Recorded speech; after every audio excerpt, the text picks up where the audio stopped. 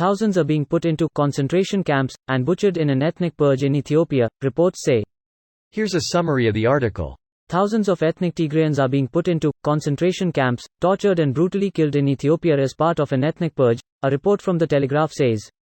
The conflict began in November when Prime Minister Abiy Ahmed launched an offensive against rebel forces in the region of Tigray. Occupying ethnic Amhara forces from the neighboring region, who still controlled the city of Humera in the region, decided to exterminate and cleanse all Tigrayans in the area, the paper said. Amhara forces have since been going door to door to round up anyone who is ethnic Tigrayan, The Telegraph said, based on information from a dozen eyewitnesses. The forces have taken thousands of Tigrayan men, women, and children to makeshift concentration camps, cut off prisoners' limbs, mutilated bodies, and dumped them in mass graves, the paper said. The Telegraph spoke to a man who said he escaped one of the camps after convincing soldiers that he was not fully Tigrayan. Reports have emerged of a man-made famine in the region, putting the lives of thousands of Tigrayans at risk. This post received a score of 4,300, with an upvote ratio of 98%. Here are the top comments in response to this article. Greater than thousands of ethnic Tigrayans are being put into concentration camps, tortured and brutally killed in Ethiopia as part of an ethnic purge, a report from The Telegraph says. The conflict began in November when Prime Minister Abiy Ahmed launched an offensive against rebel forces in the region of Tigray. Occupying ethnic Amhara forces from the neighboring region, who still controlled the city of Humera in the region, decided to exterminate and cleanse all Tigrayans in the area, the paper said.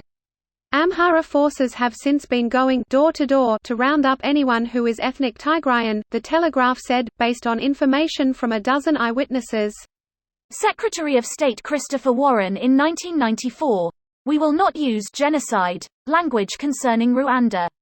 Wrote a college paper on this genocide, a plane crash and a radio show, everyone having machetes, and suddenly neighbors were murdering lifelong neighbors. Post-Cold War, pre-9/11, after Somalia and before Bosnia, it was a time for great hope. Now Africa is caught in war, profiteering and imperialism from the three big nuclear powers. I wish there was like a super progressive French Foreign Legion, but there's no simple or good answers now. Phew, there's a lot to unpack here. But I am going to ignore all of your blatant attempts to somehow blame the US for all this to simply point out that, despite the title of your own article, you insisted that the US base was in Nigeria, and not Niger. The international community, including USA, chose to do nothing. Westerners cannot understand the horrors that happened. Literally husbands turning in wives and their children. One of the memorials is a church where a ton of people went for shelter. Hold up, the guy who is leading this ethnic cleansing won the Nobel Peace Prize in 2019? Okay, I knew the award was basically a joke now, but I assumed it at least had a shred of merit left. Reminds me of how the Aung San Suu Kyi had a Nobel Peace Prize and oversaw the Rohingya genocide under her leadership. Though TBF, she at least didn't have much say in it, as the military was the real power in the country. That's giving her a little too much credit. She saw stoking anti-Muslim bigotry as a way to unify the country behind her with their Buddhist identity, as opposed to the numerous ethnic identities.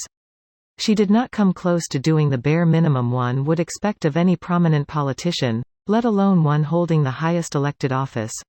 In fact, she was in many cases more militant in her rhetoric against the Rohingya than the military itself, which increased the conflict between them. This video was automatically created by Reddit to speech. The article and comments in this video were selected from Reddit according to their upvotes, and any paraphrasing was performed by smmry.com, without any human intervention.